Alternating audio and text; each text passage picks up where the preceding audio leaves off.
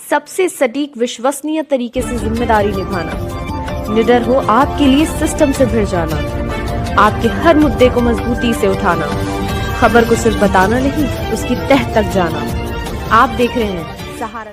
Cyber crime किस तेजी से आगे बढ़ रहा है, जैसे जैसे नई टेक्नोलॉजी आ रही उसी तरह से साइबर क्राइम बहुत बढ़ता जा रहा है। और किसी भी तरह से बड़े बड़े इसमें गिरोह हैं जो बहुत इंटरनेशनल और नेशनल लेवल के गिरोह हैं, वो काम करते हैं। और लोगों का सबसे पहला काम ये होता है कि बैंकिंग से पैसा निकालना, और बैंक से पैसा निकाल लेते हैं, किसी तरह आईडी जो है वो कर लेते हैं, जानकारी कर लेते हैं और उसके बाद ये कर लेते हैं। इसी तरह का एक मामला है, मोहम्मद अकील का मामला है, ये चमनगंज थाने के अंतर्गत आता है।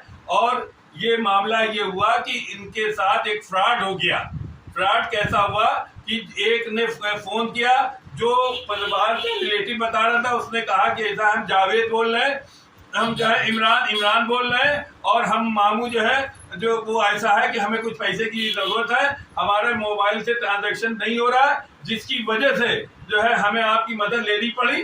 तो इन्होंने कहा कि यार जो है जावेद तुम्हारा जो है ये आवाज के बदली हुई है। तो उसने कहा कि गले में खराश हो गई, इस वजह से आवाज, मतलब ये देखिए क्राइम की बात हो रही कि किस तरह से पहले तो इन्होंने अकील के घर वालों को ट्रेस किया, उसके नंबर को ट्रेस किया, उनके रिश्तेदारों को ट्रेस किया, उनका रिश्तेदार दिल्ली में निकला, दिल्ली से उसने वो करके पूरी तरह से, फिर उसके बाद हुआ ये कि इनसे करके जब भांजा बना लिया, उसके बाद उसने पैसे निकलवाए। इससे पहले रकम निकलवाई है 4,999, फिर दूसरी स्टॉल निकलवाई 4,999। हम पहले तो ये दिखाएंगे कि मोबाइल में किस तरह से पैसे निकाले गए और क्या किया। ये फ्रॉड जो है इस वक्त जो है साइबर बहुत तेजी से आगे बढ़ रहा है, और पुलिस को इसमें लगाम लगानी चाहिए कि हालांकि पुलिस की तरफ से जागरूकता हो रही है, इसमें कोई दो राय नहीं है।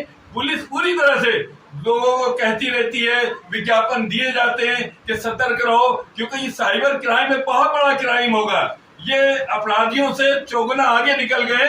इसी तरह ये देखिए, अब हम इनसे अकील से बात करेंगे, पूरी बात बताएंगे। ये देखिए साइबर में बाकायदा तौर पर एक कंप्लेंट भी दर्ज करा दी गई है, और ये देखिए हम ये आपको दिखाएंगे किस तरह की कंप्लेंट है। ये पूरी दर्ज करा दी गई है और उनकी तरफ से कार्रवाई का भी आश्वासन दिया गया। ये खबर इसलिए चलाई हमने कि लोग होशियार रहें। पूरी गई लोग होशियार रहें, क्योंकि अभी तक ये होता था कि बैंक से पैसा निकल जाता था, अकाउंट नंबर पूछ के निकाल लेते थे, लेकिन अब ये नया निकाला कि पहले फैमिली की जानकारी लेना, कौन कहां पर है, कितनी दूर पर है, ये जानकारी लेके फिर उस जानकारी के जरिए रिश्तेदार बन जाना। ये देखिए फ्रॉडियल का काम, जो साइबर के फ्रॉडियल हैं उनका काम ये रिश्तेदार बन जाना, और रिश्तेदार बन के फिर पैसे की मांग करना।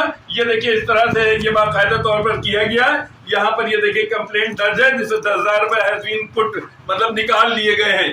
ये देखिए ये सीधा जो है ये पूरा आ रहा है, और ये हालांकि साइबर की तरफ से ये कहा जा रहा है कि इस पर तत्काल कार्रवाई की जाएगी। हम वकील से फिर बात करेंगे। क्या नाम है आपका? बताइए क्या मामला है हुआ आपका?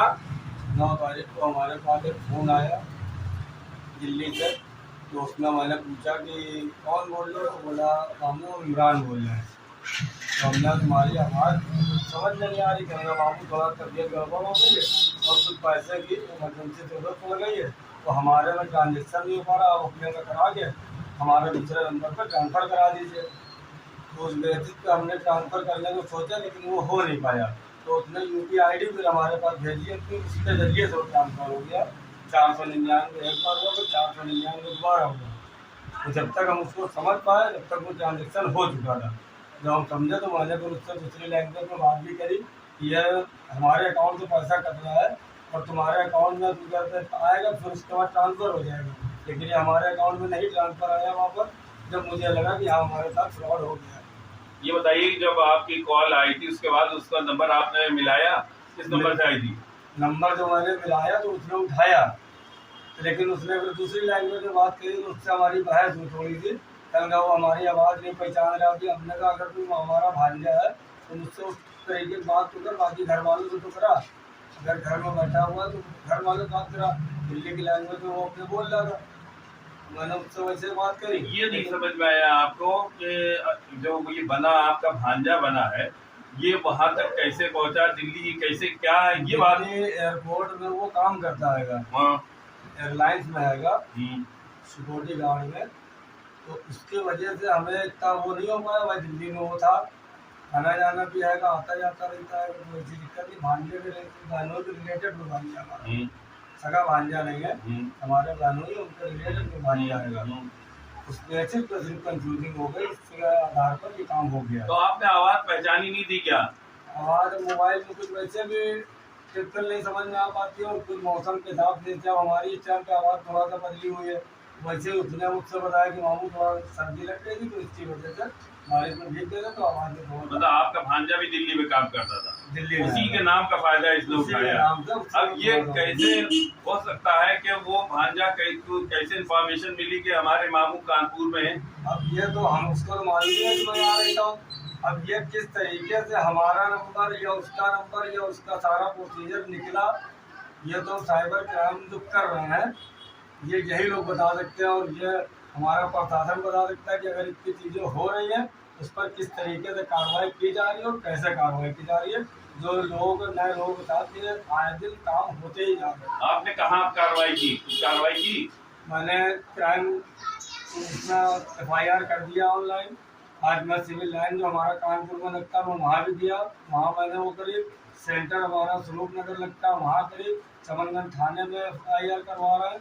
अभी हमारे थाने अध्यक्ष महोदय नहीं मिल पाया, तो उसकी वजह थोड़ा सा वो रुक गया। वो आज त्यौहार भी आने वाला है हमारा, जहाँ दोनों व्रत होता है, तो उस बेसिस पर थोड़ा सा प्रशासन मिल हुआ है, जो उन्होंने मुझे 9 बजे सामने बुलाया। क्या आश्वासन दिया? उन्होंने कहा है कि वो कोशिश पूरी करूँगा, आपकी जो भी हो उस पर तफ्तीश की जाए, और आपको FIR की कॉपी दूंगा, जो आप लगाइए आगे जो भी क्राइम साइबर वाले उसको देखेंगे। और इनके ऊपर जो, हालांकि ये खबर चलाने का एक मकसद है, इस मकसद ये है कि आप लोग भी होशियार रहो। ये नहीं है खबर का मकसद, ये नहीं है खबर का मकसद, ये कि आप लोग किसी के साथ भी फ्रॉड हो सकता है। अब तो अभी तक तो दूसरे बैंकिंग के फ्रॉड थे, अब रिश्तेदार बन के फ्रॉड कर रहे हैं। इसलिए खबर को जो है बाकायदा तौर पर पब्लिश किया जा रहा है, बढ़ाया जा रहा है, ताकि आप लोग इस खबर को आगे बढ़ाइए, चैनल को लाइक कीजिए, सब्सक्राइब कीजिए, अपना भरपूर सहयोग दीजिए, खबर को दूर तक फैला दीजिए, ताकि कोई और न फंस सके इस जाल में।